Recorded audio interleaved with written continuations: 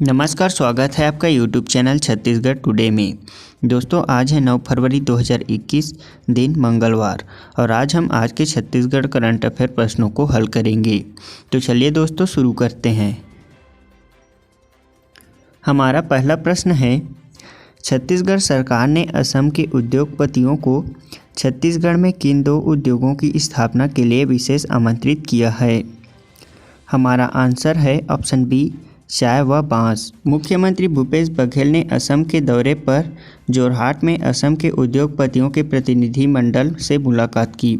अब छत्तीसगढ़ सरकार राज्य में चाय व बांस के उद्योग के लिए असम के उद्योगपतियों से सहायता लेगी। आपको बता दें कि छत्तीसगढ़ का 44% भाग जंगलों से ढका है। वहीं बड़ी मात्रा में यहाँ लघु वनोपज होता है और अभी वर्तमान में छत्तीसगढ़ सरकार द्वारा 52 लघु वनोपजों का समर्थन मूल्य के दायरे में लाया गया है। वहीं राज्य में वनवासियों की आय में बढ़ोतरी और उनके सतत रूप से रोजगार देने के लिए लघु वनोपजों के प्रसंस्करण और वैल्यू एडिशन को बढ़ावा दिया जा रहा है। हमारा अगला प्रश्न है, छत्तीसगढ़ राज्य के इंदिरा गांधी कृषि विश्वविद्यालय रायपुर द्वारा विकसित विभिन्न फसलों के कितने किस्मों को भारत सरकार ने मंजूरी प्रदान की है? हमारा आंसर है ऑप्शन सी, 12। छत्तीसगढ़ राज्य के इंदिरा गांधी कृषि विश्वविद्यालय रायपुर द्वारा विकसित विभिन्न फसलों की 12 नवीन किस्मों को व्यावसायिक खेती एवं गुणवत्ता बीज उत्पादन के लिए भारत सरकार के केंद्रीय बीज उप समिति ने अधिसूचित किया है। इसमें इंदिरा गांधी कृषि विश्वविद्यालय रायपुर द्वारा विकसित चावल के 3, गेहूं के 2, चने के 1, सोयाबीन के 3, कुसुम की 1 और अलसी की 2 नवीन किस्मों को छत्तीसगढ़ तथा देश के अन्य राज्यों में व्यावसायिक खेती एवं गुणवत्ता बीज उत्पादन हेतु अधिसूचित किया है। आगामी वर्षों से विश्वविद्यालय द्वारा विकसित इन सभी नवीन किस्मों को व्यावसायिक खेती तथा गुणवत्ता बीज उत्पादन कार्यक्रम में लिया जाएगा। हमारा अगला प्रश्न है, राज्य में बोधघाट परियोजना पावर प्रोजेक्ट के निर्माण का राज्य के 5 जिलों में बड़ी संख्या में विरोध किया जा रहा है। यह परियोजना किस नदी पर बनाया जाना है? हमारा आंसर है ऑप्शन ए, इंद्रावती नदी। बोधघाट परियोजना पावर प्रोजेक्ट बस्तर जिले के जगदलपुर से करीब 100 किलोमीटर दूर इंद्रावती नदी पर बनाया जाना है। इसके निर्माण कार्य के विरोध में छत्तीसगढ़ के 5 जिलों के 56 गांव के आदिवासी और ग्रामीण एकजुट हो गए हैं। आदिवासियों का कहना है कि हम प्राण दे देंगे लेकिन ज़मीन नहीं देंगे। यह बांध हमारे खेत और घर को बर्बाद कर देगा। अब इसके साथ साथ हम इंद्रावती नदी के बारे में भी जान लेते हैं। इंद्रावती का प्राचीन नाम मंदाकिनी है। प्राचीन काल में इंद्रावती को मंदाकिनी के नाम से जाना जाता था। इसका उद्गम उड़ीसा राज्य के कालाहांडी जिला के मुंगेर पर्वत से होता है। इसकी कुल लंबाई 264 किलोमीटर है और इसका प्रवाह क्षेत्र विशेषतः बस्तर, दंतेवाड़ा व बीजापुर में होता है। इंद्रावती नदी के तट पर बसे शहर हैं जगदलपुर और बारसूर और इसी नदी पर छत्तीसगढ़ का विशाल जलप्रपात चित्रकूट जलप्रपात भी बनता है। इंद्रावती नदी को बस्तर संभाग की जीवन रेखा के नाम से जाना जाता है। यह इंद्रावती नदी गोदावरी नदी की प्रमुख सहायक नदी है।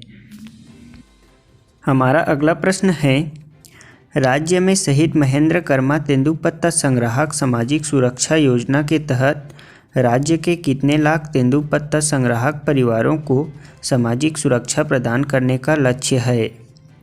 हमारा आंसर है ऑप्शन डी, 12.5 लाख।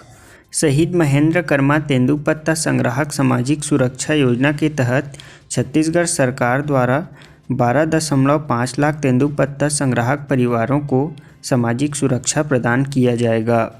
इसका प्रारंभ 5 अगस्त 2020 को किया गया था। विभाग एवं छत्तीसगढ़ राज्य के लघु वनोपज सहकारी संघ मर्यादित के समन्वय से यह क्रियान्वित किया जा रहा है। आपको बता दें कि तेंदुपत्ता संग्राहक दर को 2500 रुपये प्रति मानक बोरा से बढ़ाकर 4000 रुपये प्रति मानक बोरा कर दिया गया है। हमारा अगला प्रश्न है, 4 फरवरी को इनमें से कौन से दिवस के रूप में मनाया जाता है? हमारा आंसर है ऑप्शन बी, विश्व कैंसर दिवस। 4 फरवरी को विश्व कैंसर दिवस के रूप में मनाया जाता है। 2021 के कैंसर दिवस की थीम है मैं हूँ और मैं रहूँगा। इस थीम को साल 2019 से लेकर 2021 तक के लिए रखा गया है, यानी पूरे 3 साल के लिए। विश्व भर में हर साल 4 फरवरी को विश्व कैंसर दिवस के रूप में मनाया जाता है। साल 1933 से इस दिन को मनाने की शुरुआत हुई थी। इसके पीछे यह उद्देश्य रहता है कि लोगों को इस बीमारी और इससे बचने के तरीकों को लेकर जागरूक किया जा सके। हमारा पहला प्रश्न है, जल संरक्षण के लिए छत्तीसगढ़ के किस जिले को राष्ट्रीय अवार्ड प्रदान किया गया है? हमारा आंसर है ऑप्शन बी, सूरजपुर जिला। हमारा अगला प्रश्न है, भारतमाला योजना के अंतर्गत छत्तीसगढ़ के कितने राजमार्गों को शामिल किया गया है? हमारा आंसर है ऑप्शन ए, 3। हमारा अगला प्रश्न है, बिलासपुर संभाग आयुक्त डॉक्टर एस.के. अलंग को राष्ट्रीय पुरस्कार से सम्मानित किया गया है। यह पुरस्कार उन्हें किस क्षेत्र में दिया गया है? हमारा आंसर है ऑप्शन सी, शोध कार्य व उत्कृष्ट लेखन के लिए। हमारा अगला प्रश्न है, बिलासपुर एयरपोर्ट को 3C लाइसेंस मिलने के बाद अब राज्य सरकार दरिमा एयरपोर्ट के लिए भी 3C लाइसेंस लेने के प्रयास में जुटी है। यह दरिमा एयरपोर्ट कहाँ स्थित है? हमारा आंसर है ऑप्शन डी, अंबिकापुर।